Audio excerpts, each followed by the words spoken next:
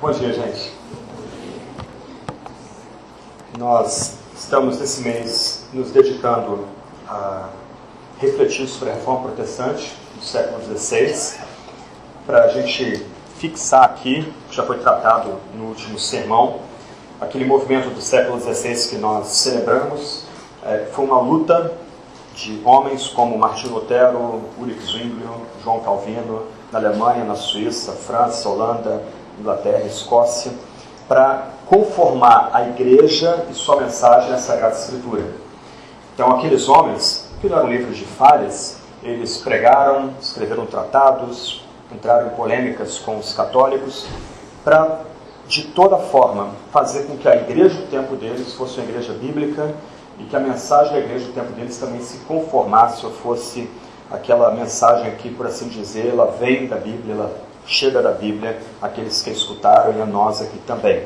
O compromisso por reforma é um compromisso permanente, haja vista com a palavra evangélico perdeu o significado no nosso meio. Grupos neopentecostais, seitas neopentecostais são chamadas de evangélicas pela mídia, pelos meios de comunicação, mas um desafio para nós aqui, e a gente vai tentar levantar isso no nosso último sermão, no último domingo de outubro, é possível uma igreja ser evangélica se ela não afirma que a revelação só chega na Escritura, a revelação de Deus só vem a nós pela Escritura, somente Cristo salva, essa salvação é somente pela graça, recebida pela fé somente, em tudo Deus deve receber glória. Será que é possível uma comunidade ser evangélica e não crer nesses pontos? Ou é possível a comunidade se dizer evangélica sem estar compromissada com esses pontos? Logo, nosso interesse aqui não é o interesse de brincar de guarda de museu, simplesmente emular um evento que aconteceu no século XVI na Europa Ocidental, mas já que a igreja reformada está sempre sendo reformada, o nosso interesse é sempre lembrar vocês que nós precisamos nos conformar a esses lemas, na medida que eles resumem aquilo que torna de fato a comunidade evangélica, torna de fato uma igreja evangélica. Semana passada nós tratamos sobre somente a Escritura. Isso foi feito pelo Tiago por meio de uma reflexão no Salmo 19, mostrando a revelação que Deus faz de si mesmo na Bíblia, daquela revelação que Deus faz de si mesmo na criação, nas coisas criadas. E hoje nós vamos tratar de somente Cristo como resumo de toda a revelação que Deus faz de si mesmo na Sagrada Escritura. Como eu já tenho dito em algumas ocasiões, grande parte da Bíblia é história, é narrativa e não proposição, não sentenças ou declarações, ainda que elas sejam importantes. Mas se você pensa na Bíblia como uma grande história, Gênesis capítulo 1, capítulo 2 e capítulo 3 são a problematização da história. Gênesis capítulo 4 até os Evangelhos, eles são o desdobramento do problema surgido em Gênesis capítulo 1, capítulo 2 e capítulo 3. E os Evangelhos lembram como é que Deus resolve aquele problema surgido no Éden. Então, antes de entrar na passagem bíblica que nós vamos meditar hoje de manhã, Romanos capítulo 3, versos 21 a 26, o que talvez seja a passagem bíblica mais importante para explicar o que Cristo fez na cruz, no seu sacrifício no Gólgota, em Jerusalém, seria interessante a gente pensar um pouquinho sobre a nossa situação diante de Deus. Se a nossa fé é baseada somente na Escritura, o que a Escritura fala a respeito de nós? Quem nós somos? Por que nós precisamos desesperadamente de Cristo? E por que Cristo chega a nós somente por graça, por dom imerecido, por algo que a gente não precisa, a gente não tem como trabalhar para receber Cristo? E a gente pode servir do livro de Romanos, que talvez seja a explicação mais sistemática da mensagem cristã que nós temos na Sagrada Escritura. Em Romanos capítulo 1, versos 1 a 18, Paulo começa dizendo que do céu é revelada a ira de Deus, e essa ira, esse desprazer divino é revelado contra quem? Contra todas as pessoas, contra todas as gentes. O que Paulo faz a partir do verso 18 do capítulo 1 até o capítulo 3, verso 20, é mostrar que os poderosos desse mundo estão debaixo da ira de Deus. Em Romanos capítulo 1, versos 18 a 32, Paulo lembra que os poderosos da época dele preferiram adorar a criatura e não o Criador. O imperador e seu séquito e toda a estrutura de política romana, preferiu adorar a criação e não o Criador, preferiu adorar homem, ave, quadrúpede e réptil. E por isso Deus está virado com os poderosos, por isso Deus está irado com os poderosos na atualidade. Eles cometem os pecados que cometem porque Deus entregou a sua própria idolatria. Na sequência, Paulo começa a mostrar que os moralistas também estão debaixo do juízo de Deus. Aquele que diz, puxa Paulo, é isso aí, tem que condenar mesmo esses poderosos, olha o comportamento imoral deles, o jeito idólatra deles. Eu não sou dos tais, a gente não comete esse tipo de pecado, como os descritos aí dos versos 24 em diante do capítulo 1. Aí Paulo vai dizer, ok, saiba moralista que você está também debaixo da repreensão divina, Deus é contra você também, porque na mesma medida que você aponta um dedo contra o poderoso, que é idólatra, comete uma série de pecados, você aponta 3 dedos para si, você consegue quebrar os mesmos mandamentos na mente e no coração que aquele idólatra poderoso quebra externamente. E aí os religiosos também não são poupados. Do capítulo 2, verso 17 até o capítulo 3, 8, Paulo começa a mostrar que até mesmo os religiosos, aqueles que têm o oráculo de Deus, aqueles que têm a aliança, aqueles que têm a circuncisão, esses também estão debaixo da ira de Deus se eles não têm o seu coração transformado, se eles não provarem a circuncisão do coração, que é infinitamente mais importante do que a circuncisão externa. No final dessa sessão, capítulo 3, versos 9 até 19, Paulo faz um arremate, mostrando que todo homem, toda mulher, em todo tempo e lugar, ele está debaixo da ira de Deus. Os versos 19 e 20 são muito fortes. O verso 19 do capítulo 3 é um eco de Abacuque, capítulo 2. Toda boca se cale e o mundo todo esteja sob o juízo de Deus. Os poderosos, os moralistas, os religiosos, porque eles não creem em Jesus, eles estão debaixo da ira santa de Deus. Essas 3 categorias de pessoas que abarcam toda a humanidade, eles estão presos a um problema que eles não têm como resolver. Como eles podem alcançar justiça diante de Deus, sendo Deus justo? Como é que eles podem ser retos, sendo Deus reto? Como é que eles podem ter comunhão, desfrutar de amizade, de intimidade com Deus que é absolutamente reto e absolutamente justo? Um Deus que é completamente santo, sendo que eles estão todos eles, poderosos, moralistas, religiosos, todos colocados debaixo da ira e do desprazer divino, todos estão contra Deus, ou têm Deus contra si mesmos. E Paulo começa a mostrar, a partir do capítulo 3, verso 21 a 26, que Deus resolveu esse problema.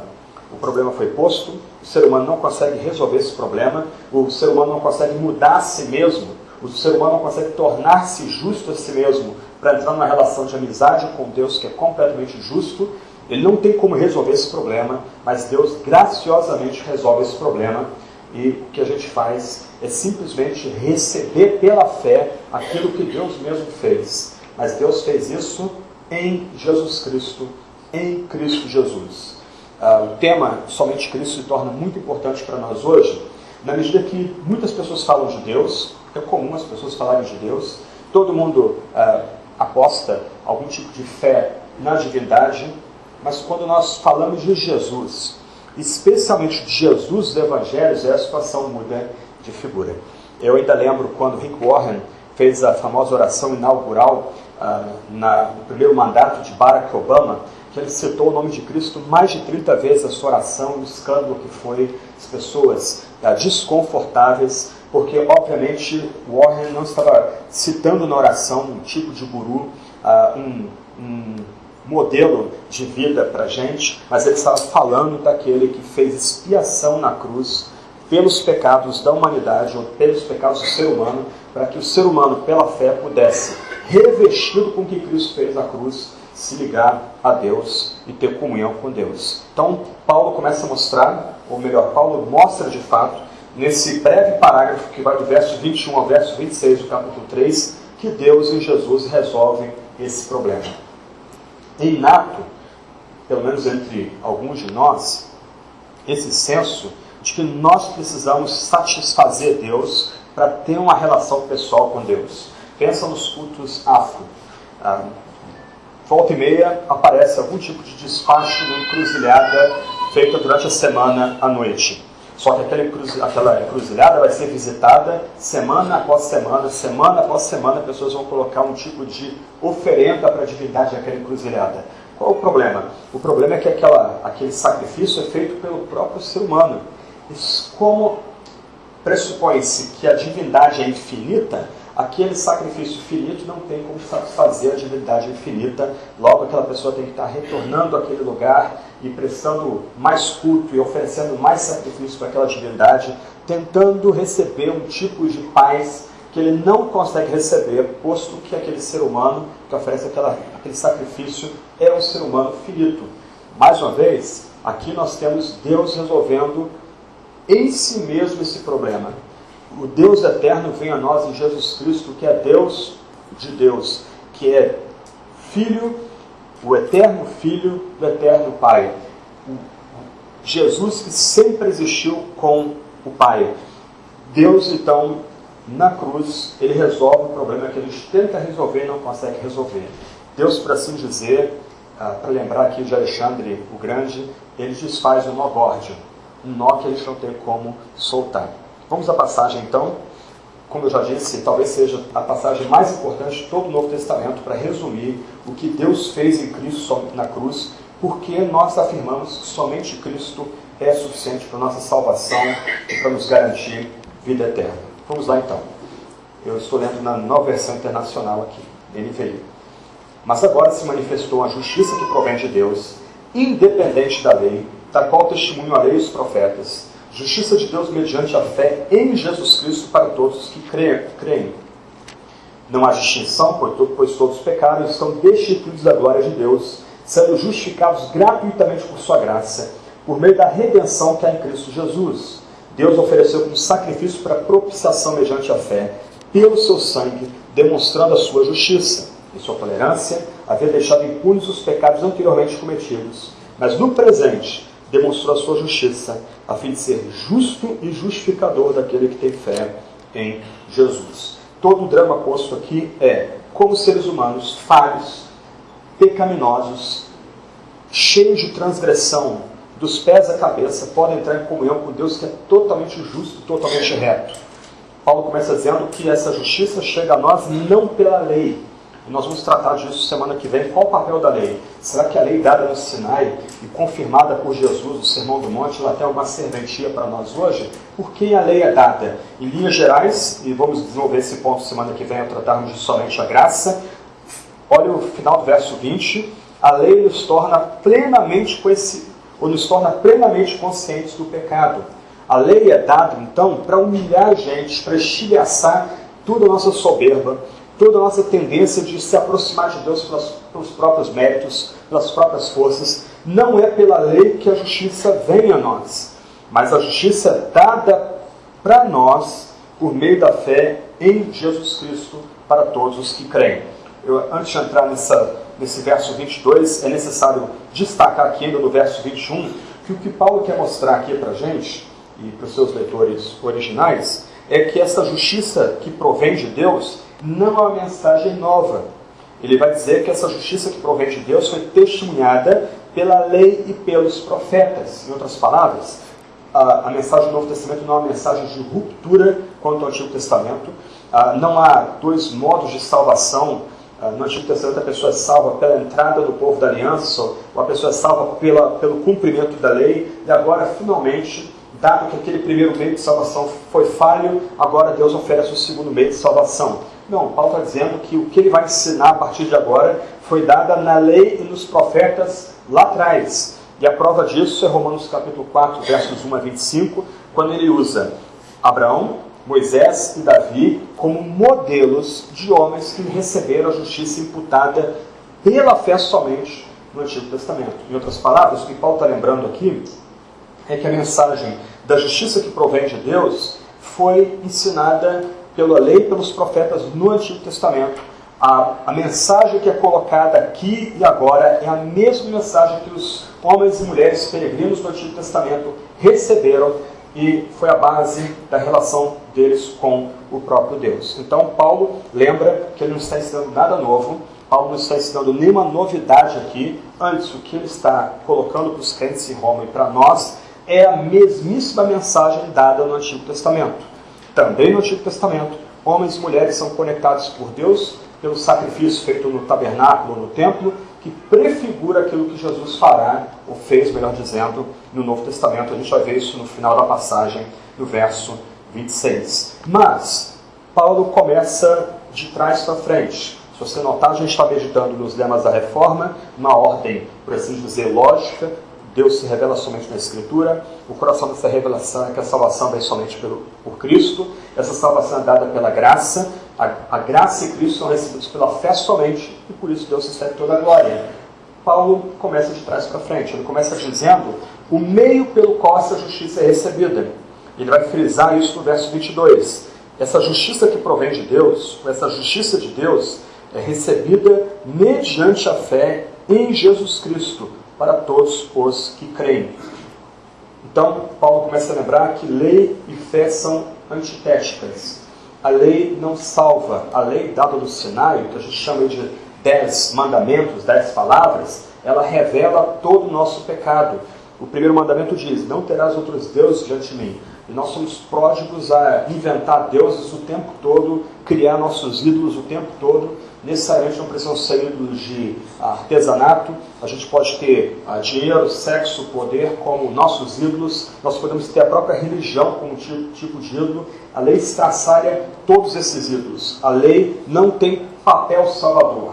O papel da lei é essencialmente negativo, é essencialmente para desmascarar as nossas tentações religiosas de nos aproximarmos de Deus. Mas, do outro lado, essa justiça que não vem pela lei é recebida mediante a fé, ou pela fé somente, a fé em Jesus Cristo. E aqui nós precisamos destacar dois pontos aqui. Primeiro, o único meio pelo qual a gente recebe Cristo, o único meio pelo qual nós nos apropriamos de Jesus Cristo e todos os seus benefícios, o único meio pela qual a graça nos é concedida como um presente merecido é pela fé. E aqui a fé, nunca é demais a gente frisar esse ponto, é autodenúncia. A fé é o reconhecimento que a gente não tem nada em nossas mãos para tentar trocar com Deus, ou jogar com Deus, ou tentar fazer Deus ser o nosso devedor.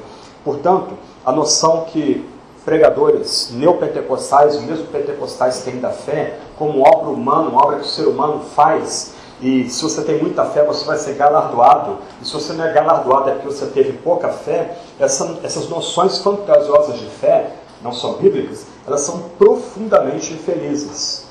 Porque a fé aqui que Paulo coloca diante de nós é aquela firme dependência que nós temos daquilo que Jesus fez na cruz. Tanto que Paulo liga aqui a justiça de Deus mediante a fé em Jesus Cristo.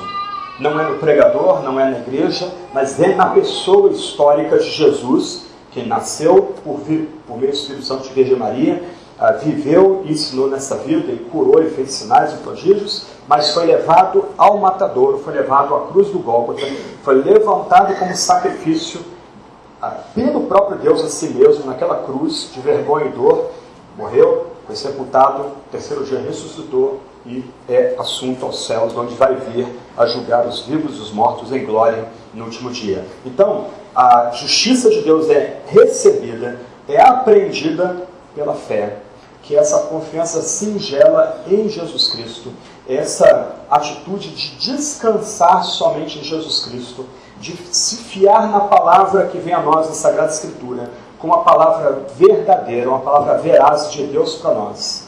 Então, nesse sentido, a fé é literalmente estender mãos vazias para Jesus Cristo. Nós estamos cheios de pecados, nós nos reconhecemos como pecadores, como gente que está em miséria, que foi nascida e criada em miséria, que já está debaixo da ira do desprazer divino. Então, quando a cruz é posta diante de nós, nós nos atiramos dessa cruz, nós estendemos mãos vazias dessa cruz, porque somente nela está a nossa esperança, somente em Jesus Cristo está a nossa esperança. E a fé aqui é em Jesus Cristo. Então, a fé, mais uma vez, não é posta na denominação, não é posta na igreja, não é posta nos pastores, nos obreiros, é posta em Jesus Cristo como dado no evangelho. Então, Paulo começa, nota, de trás para frente. Antes dele falar do que Cristo fez e por que só Cristo é importante, antes de frisar o que Cristo nos concede é dado pela graça, Paulo começa a falar da fé. A fé é o único meio pelo qual a gente recebe Cristo e suas graças. E se você notar, e Paulo vai desenvolver isso no capítulo 4, e o Tiago vai tratar disso daqui a 2 semanas, no dia 22, Paulo não está falando do tamanho da fé.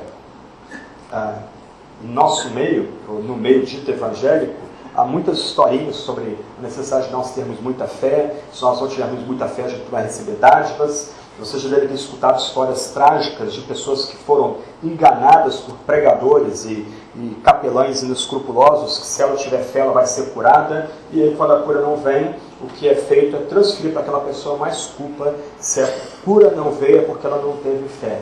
Se você notar, em nenhum momento Paulo fala do tamanho da fé aqui.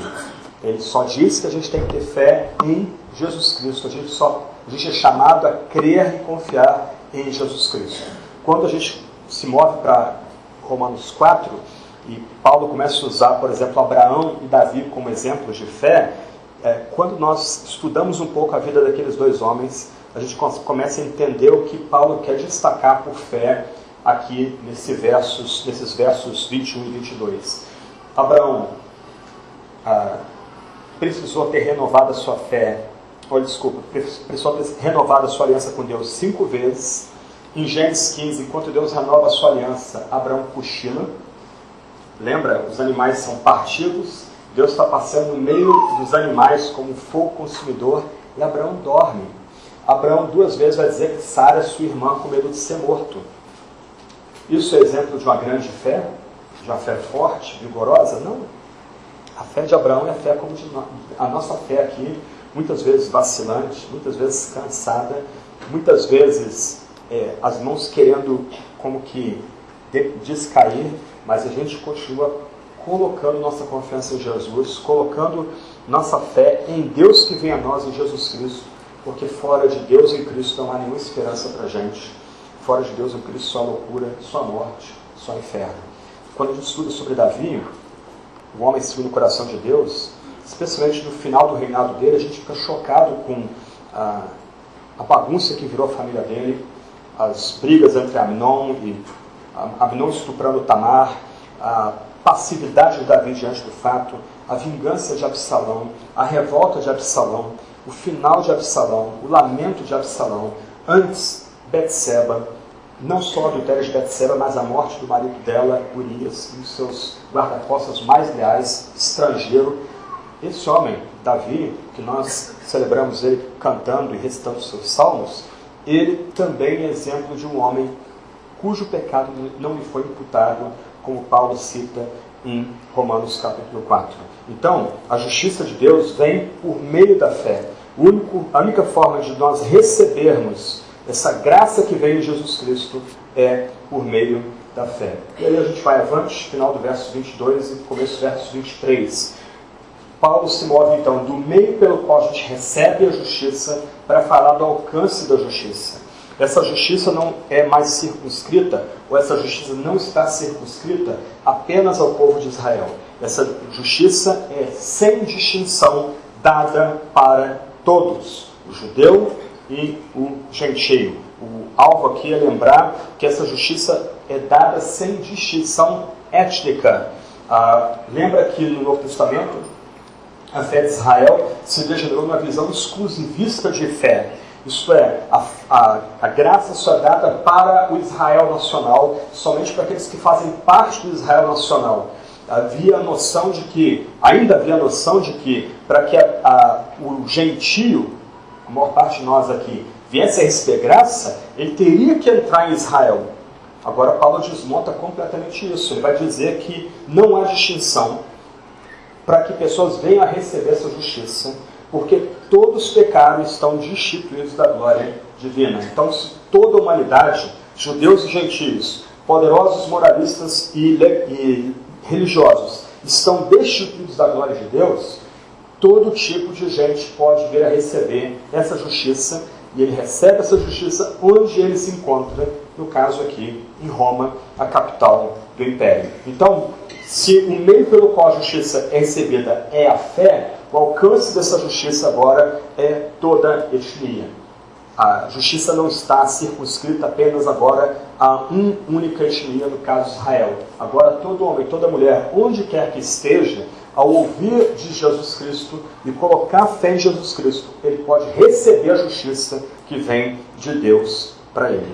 E o todos pecaram aqui é basicamente um lembrete, um resumo de tudo que Paulo havia tratado antes, que nós já cobrimos muito rapidamente. Isso é, todo homem, toda mulher, ele pecou e foi cortado da glória de Deus. A expressão do verso 23, todos pecaram, aparece no final do verso 12 do capítulo 5, enquanto em 5:12, Paulo está dizendo que todos pecaram em Adão, isto é, quando Adão caiu, ele recebe o desprazer divino, recebe a ira divina, e na queda dele, todos nós caímos nele e herdamos não só o pecado, mas a condenação que foi posta sobre Adão. Aqui é lembrado que todos nós, como indivíduos, como pessoas, também pecamos e fomos cortados da glória de Deus. Por isso nós precisamos desesperadamente dessa justiça, se a gente quer estar em paz com o Criador do universo, com o único Deus eterno, o único Deus verdadeiro. E aí Paulo chega ao coração da mensagem, versos 24, 25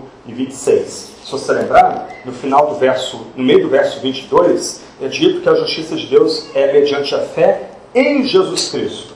Por que nós somos, então, chamados a colocar fé só em Jesus? Segundo Paulo aqui, nós somos chamados a colocar fé em Jesus pelo que Jesus fez na cruz do Calvário, no meu lugar e no seu lugar, em favor do lugar dos piores pecadores.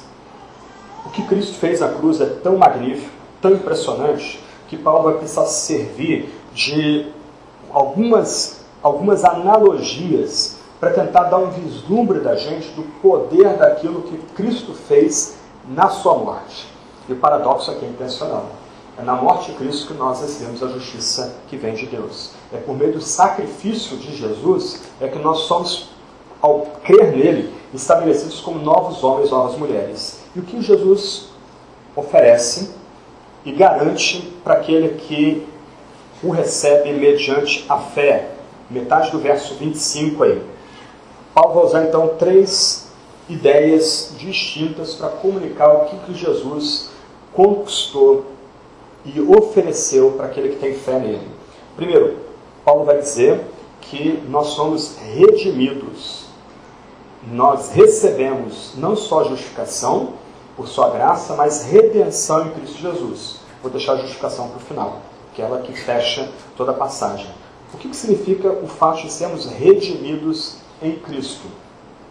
Essa é uma imagem tirada do mercado de escravos. Roma, alguns vão dizer que talvez 1/4 ou 1/3 da população romana era composta de escravos. Era muito comum esbarrar com o mercado de escravos em Roma Antiga. A escravidão no mundo antigo não estava baseada em etnia, mas estava baseada em derrota no campo militar. Os gregos foram derrotados pelos romanos, se tornaram escravos dos romanos. Os loirinhos germanos da fronteira, ou os anglos na Bretanha, foram derrotados, eles eram capturados e vendidos em Roma como escravos. Alguns desses escravos não seriam redimidos, eles morreriam nas suas gaiolas à míngua ali, seriam deixados para morrer com doença e chuva, o tempo ali definhando. E o que nós éramos antes de recebermos Cristo? Nós éramos escravos do pecado, nós éramos servos do pecado. Nossa vontade tinha prazer em cometer o pecado, ela estava acoplada, escravizada ao pecado. Mas, ao crermos em Cristo Jesus, nós somos arrancados desse maldito mercado de escravos. Por que somente Cristo? Porque Ele é nosso Redentor. Ele nos comprou com o seu sangue do mercado de escravos. A passagem, Paulo vai dizer aqui que essa redenção, essa justiça, essa propiciação é pelo seu sangue. Por meio desse sacrifício horroroso, o Salvador sendo levantado na cruz, o eterno Filho de Deus sendo levantado na cruz, Deus derramando sangue na cruz, por meio desse sacrifício pavoroso, é que ao crermos dele nós somos resgatados do maldito mercado de escravos. não só do pecado, mas também de Satanás. Nós que antes pertencíamos ao diabo, nós é que antes fazemos a vontade do diabo ao não crermos em Cristo, agora ao descansarmos em Cristo, pela redenção que há no sangue dele, nós agora não pertencemos mais a nós mesmos, ao nosso pecado, não pertencemos mais ao diabo, pertencemos agora exclusivamente a Jesus Cristo, pelo fato dele ter derramado sangue, ter, pelo seu sangue, nos redimido dentro da nossa escravidão ao pecado e a Satanás. Então, o primeiro ponto que Jesus faz na cruz, e por isso que a gente tem que afirmar que somente em Cristo a salvação, somente em Cristo a vida eterna, somente por meio de Jesus a gente tem comunhão com Deus, a gente pode desfrutar de amizade com Deus, é porque pelo seu sangue Ele nos redimiu, Ele nos comprou do mercado de escravos. Mas Ele fez mais. O texto continua falando agora do sacrifício para propiciação. Paulo então se move da linguagem do mercado para a linguagem do templo. Já no Antigo Testamento, já em Gênesis, nós descobrimos que nossos primeiros pais, ao pecarem, se vestem de folhas, eles andavam nus no jardim, aí se vestem de folhas, e Deus rejeita essa vestimenta. Essa vestimenta não é agradável para Deus. Deus precisa revesti-los com um animal que foi sacrificado.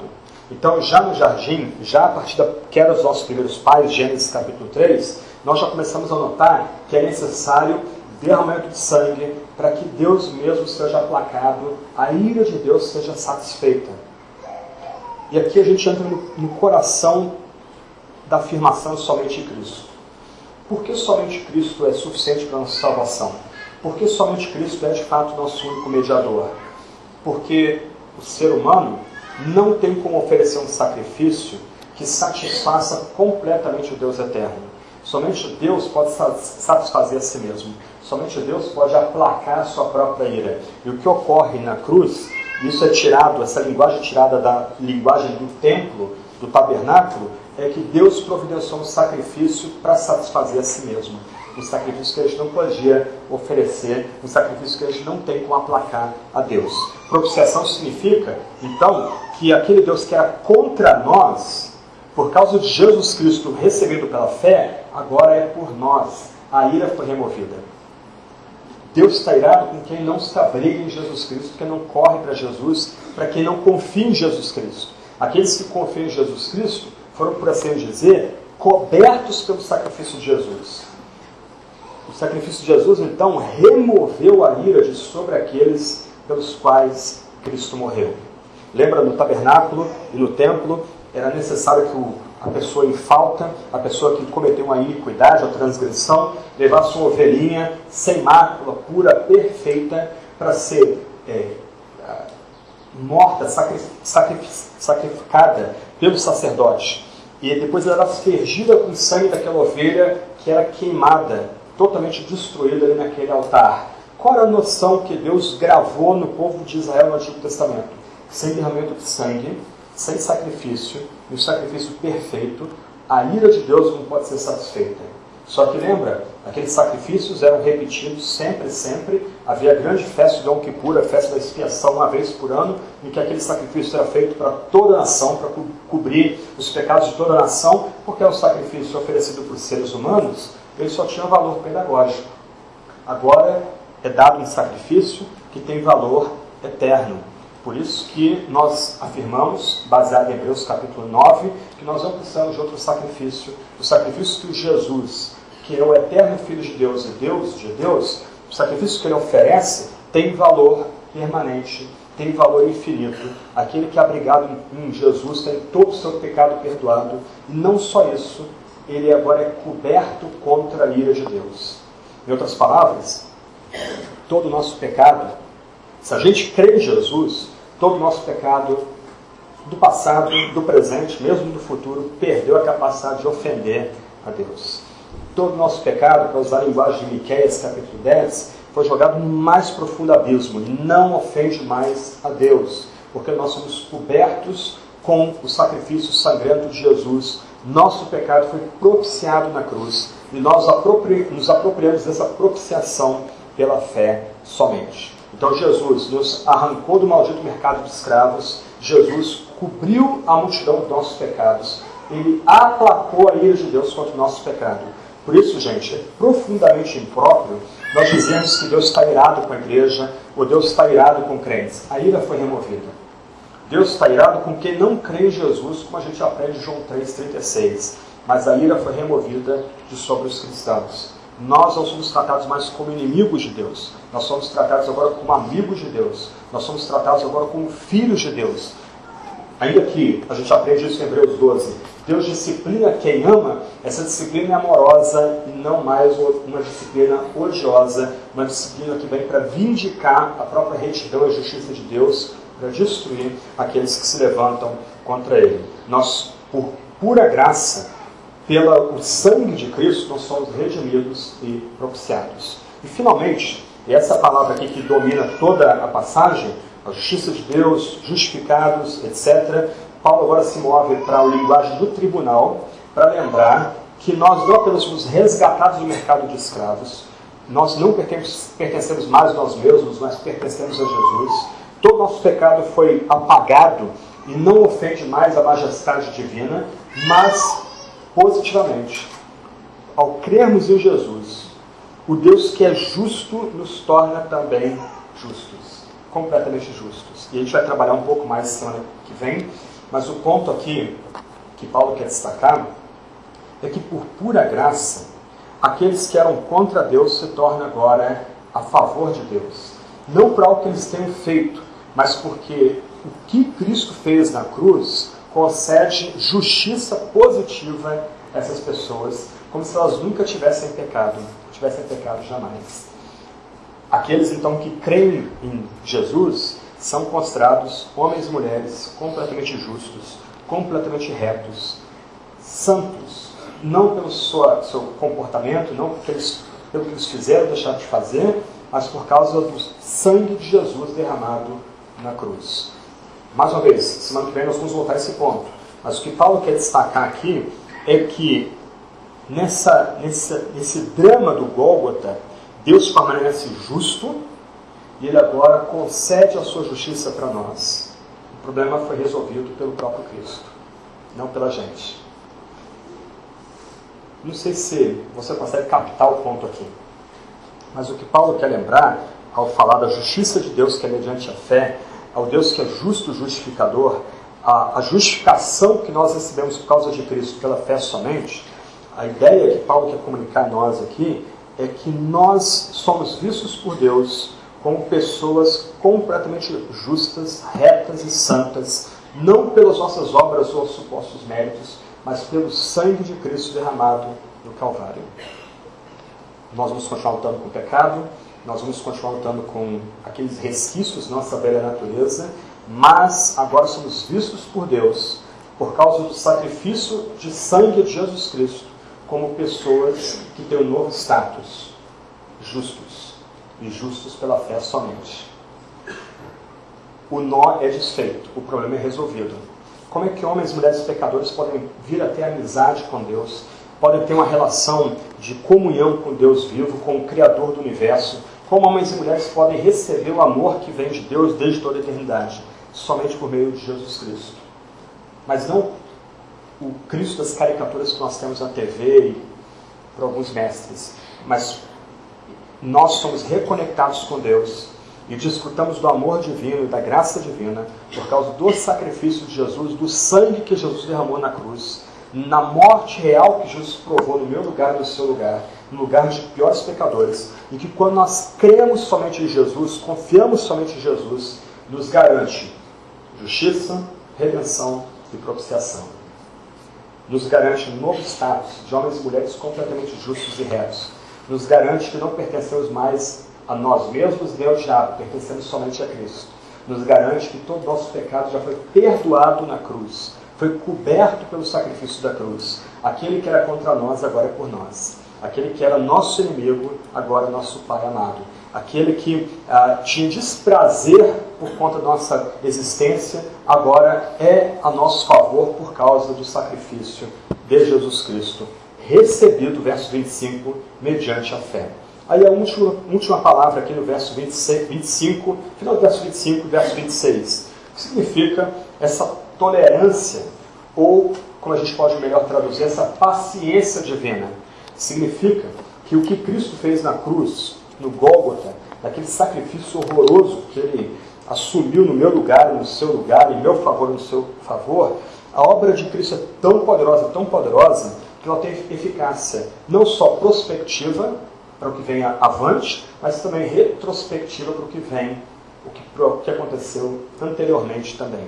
Como Paulo vai mostrar para a gente em Romanos 4, todos os grandes homens, todas as grandes mulheres do Antigo Testamento foram salvas pelo sacrifício de Jesus.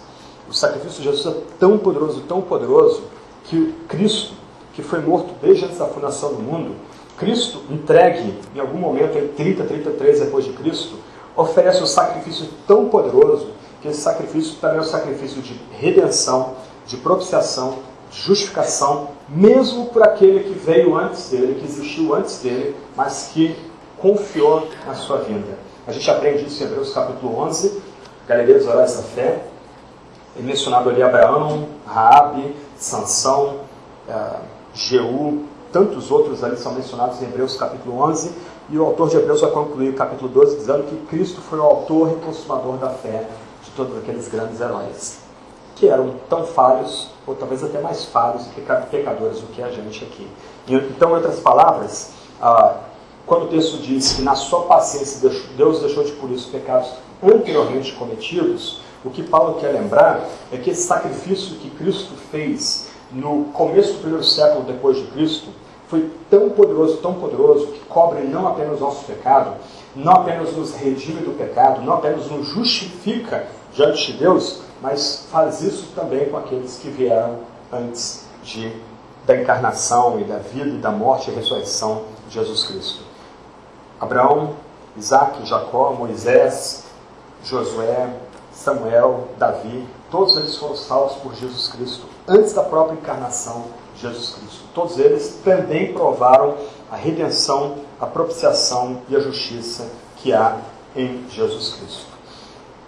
Em última instância, e queria destacar o parágrafo seguinte aqui, eu vou ler esse parágrafo que é muito importante.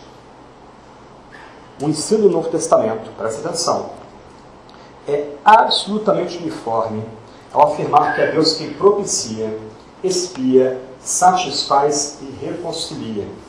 Nenhum desses atos parte do homem. O próprio Deus, o agente ativo e originador da graça. Porque uma igreja que quer ser evangélica tem que, de fato, afirmar que somente Cristo é o Salvador. Porque em Cristo Deus fez tudo que nós precisamos para nos conectar com Deus. E a gente não encontra esses tesouros, redenção, propiciação e justificação em nenhum outro que não Jesus Cristo. Ele, de fato, é o nosso Salvador.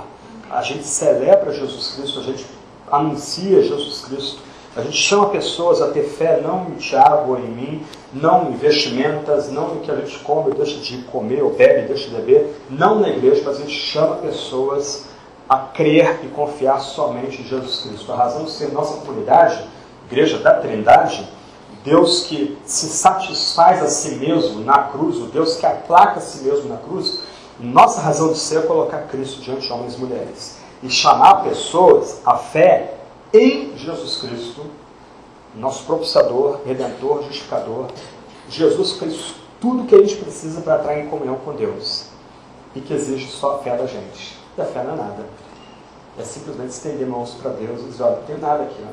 Tudo que eu preciso está na cruz de Cristo.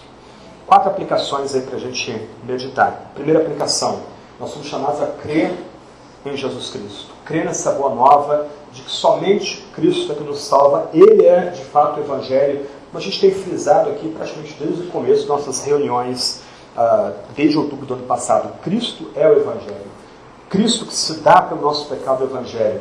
Cristo que morreu na cruz, no Gólgota. Cristo que sofreu uma morte excruciante, uma tortura horrorosa em meu lugar e seu lugar, em nosso favor. Ele é o Evangelho. Porque o que ele assegura para quem crê nele é justiça, propiciação e redenção. Então coloque fé em Jesus Cristo. Descanse em Jesus Cristo. Se você não tem fé, implore para que Deus mesmo suscite fé em seu coração. Se colocar fé em Jesus é tão exaltado, tão complicado, Então clame, Deus, abre meu coração, me ajuda, me move, eu quero colocar fé em Jesus, eu estou cansado dos falsos ídolos que a vida coloca diante de mim, eu estou cansado de remar contra a maré, está pesada a minha vida, me dá fé. Deus vai te dar fé. Deus vai suscitar fé em seu coração, para você descansar somente em Jesus Cristo. Não importa aqui o tamanho da sua fé, mesmo a fé, mãos tremendo, joelhos batendo, uma fé claudicante, essa fé é suficiente para que você receba todas as graças que vêm da cruz para nós, justiça, redenção e propiciação. Então, creia no Evangelho, coloque sua fé em Jesus, que é o Evangelho, como a gente costumava cantar, em nada põe a minha fé, somente na graça de Jesus. Então, coloque sua fé em Jesus, na sua graça, descanse nele. Há uma frase de Lutero, já que a gente está celebrando os 500 anos da Reforma, olha uma frase bem legal, evangelística de Lutero aqui. Portanto, meu querido irmão, aprenda a Cristo e aprenda crucificado. Aprenda a orar a Ele, perdendo toda esperança em si mesmo, e diga: Tu, Senhor Jesus, és minha justiça e sou teu pecado. Tomaste em ti o que não era e deste-me o que não sou. Coloque fé em Jesus. Descanse nele. Eu te garanto que se você fizer isso, você não vai apenas experimentar essas bênçãos que Paulo descreve para a gente aqui, mas você vai ter suprema alegria, contentamento de verdade, prazer que o mundo não tem como roubar, à medida que você descansa em Jesus e crê somente em Jesus. Segundo ponto, louve a Deus pelo Evangelho, louve a Deus por Jesus Cristo. Como a gente aprende em Romanos 1, 2 e 3, Deus não precisava salvar nenhum de nós. Deus permaneceria completamente justo se mandasse a todos nós para o inferno juntos. E o surpreendente é que diante do tribunal divino, a gente reconheceria a justeza de Deus e a gente iria para o inferno dando louvor e glória a Ele, porque o juízo dele seria reto. Deus não tinha nenhuma razão para salvar a gente em nós mesmos. Deus não tinha nenhuma obrigação para salvar a gente, mas Deus se moveu para salvar-nos e salvar os piores pecadores. A gente está aqui porque foi esperto, porque escolheu a Deus, porque a gente tomou a decisão por Jesus. Não, a gente está aqui porque Deus se agradou em derramar graça sobre os piores pecadores que havia nessa cidade. Por isso que a gente está aqui. Então a gente tem que louvar e celebrar a Deus. Como o Dr. Shedd colocou para minha turma tantos anos atrás, mais de 20 anos atrás, quando a gente começa a entender o que Jesus fez na cruz, e ele está expondo Efésios capítulo 1, a gente entraria para um lugar de culto, pulando e celebrando. Como um gol do nosso time no último minuto, que dá o campeonato para o nosso time. Deus nos salvou por meio de Jesus Cristo, pelo derramamento de sangue de Jesus Cristo. Ele não apenas salvou a gente, Ele redimiu, propiciou e justificou. Ele nos tornou novos homens, novas mulheres. Aquela crise da autoimagem, quem que nós somos? Quem que eu sou? Ela acabou. Agora nós estamos em Jesus. Nós somos justos em Cristo, nós somos redimidos em Cristo, nós somos propiciados em Cristo. A gente tem que louvar e celebrar. A gente tem que cantar e louvar. E como a gente vai fazer isso daqui a pouco, aí lembro da Maritza, né, eu fui falar com o Ruth para separar o hino e falei, o hino sua mãe pediu para a gente bater palma. A gente tem que cantar. Glória para sempre ao Cordeiro de Deus que venceu. Glória para sempre ao Cordeiro de Deus que venceu.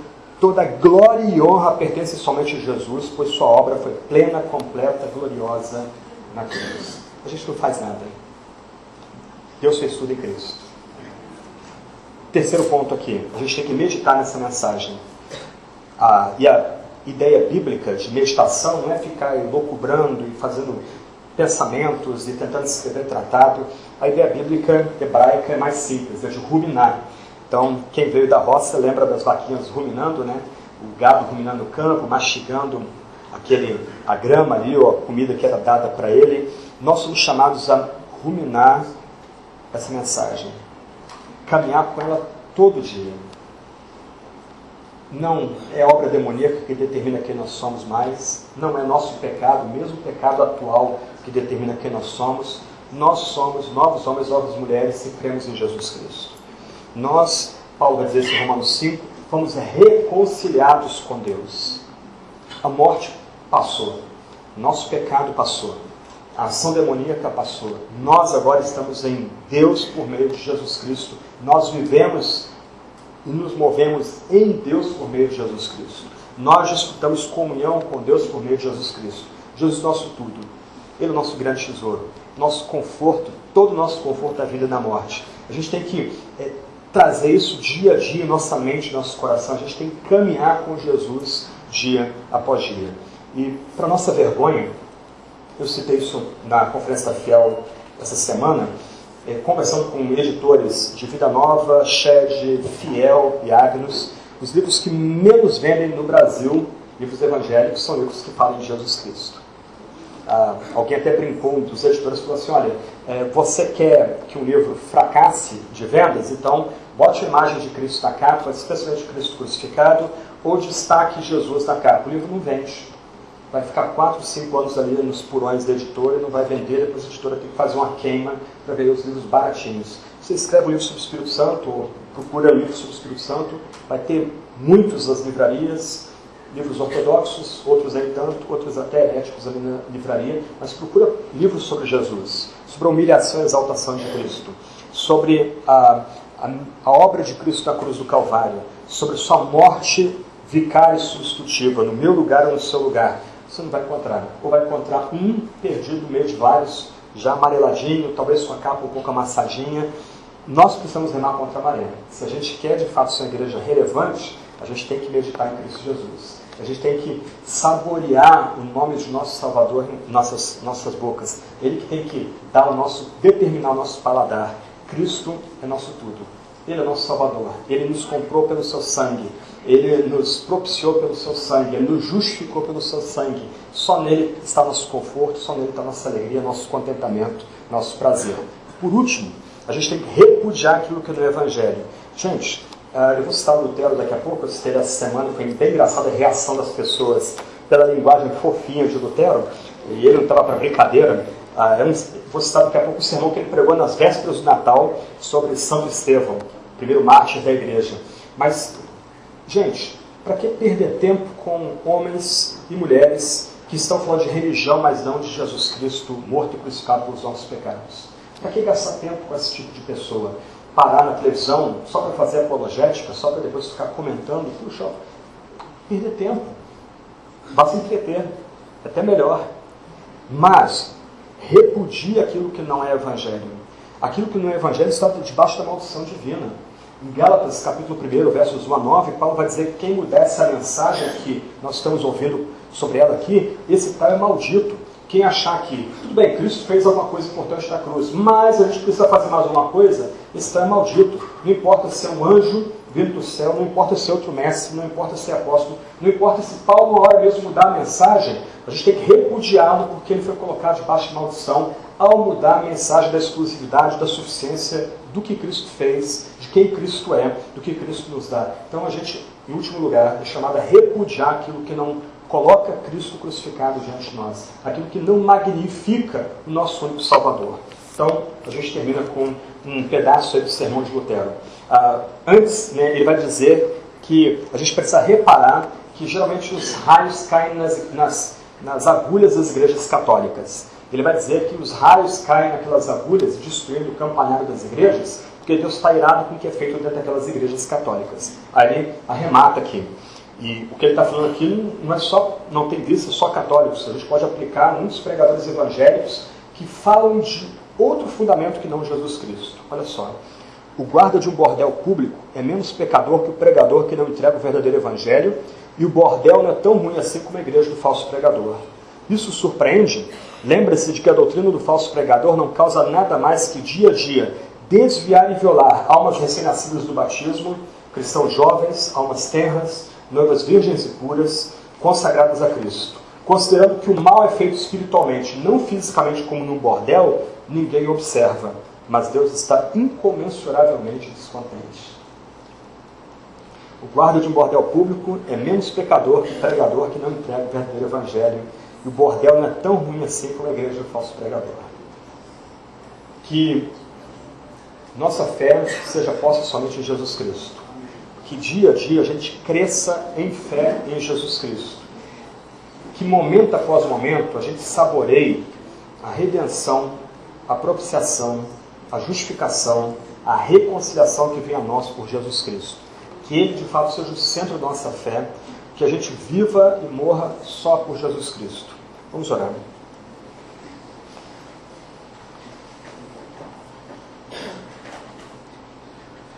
Deus, Tu és 3 vezes santo, Tu és o único Deus vivo e verdadeiro, não existe outro que não o Senhor. Tu que também te revelas como Deus Pai, Deus Filho, Deus Espírito, o Deus uno e trino. Nós nos prostramos diante de Ti, da Tua majestade. Nós reconhecemos nosso pecado, nossa miséria e nossa iniquidade. Nós reconhecemos que somos mendigos e somos pó e não temos bem nenhum em nós. E louvamos o Teu nome, ó Deus trino e uno. Louvamos Teu nome 3 vezes santo, 3 vezes bendito, porque o Senhor, num pacto de graça e de misericórdia, ó Deus, determinou-se dar a si mesmo em nosso lugar e em nosso favor na pessoa de Jesus Cristo. Nós celebramos Jesus, o Cordeiro de Deus, a porta, o caminho, a verdade, a vida, o bom pastor, o nosso sacrifício, o Cristo que foi glorificado na cruz do Calvário, foi moído no nosso lugar e em nosso favor, foi destruído e morto em nosso lugar e em nosso favor. Isso foi o Senhor mesmo que fez. Nos surpreende, nos encanta e nos maravilha. Ó Deus, recebe nosso culto, nosso louvor, nossa adoração. Suscita em nós fé. Se há aqui entre nós amigos e amigas que ainda não têm fé em Jesus Cristo, ó Deus, nós imploramos, concede Teu Espírito Santo para esses, que eles venham a descobrir toda a alegria, toda a paz, todo o contentamento que só há em Jesus Cristo. Para nós aqui que já temos fé, ó Deus, aumenta a nossa fé. Ajuda-nos dia a dia a experimentarmos mais Jesus, a caminharmos mais com Jesus. Ajuda-nos, ó Deus, dia a dia a descansarmos em Cristo, no perdão, na graça gratuita que vem dEle, na justiça que vem dEle, na propiciação que vem dEle. Ó Deus, sobretudo, ajuda-nos, prepara-nos já aqui e agora para louvarmos Cristo por toda a eternidade. Ó Deus, coloque em nosso coração amor por Jesus, devoção por Jesus, lealdade a Jesus. Se for possível, se for da Tua vontade, que alguns entre nós aqui venham a provar os sofrimentos de Cristo, imitando Cristo da forma mais profunda. Ó Deus, ajuda-nos a caminhar crendo e confiando somente em Cristo, o autor e consumador da nossa fé. É por meio dele que nós oramos. Amém.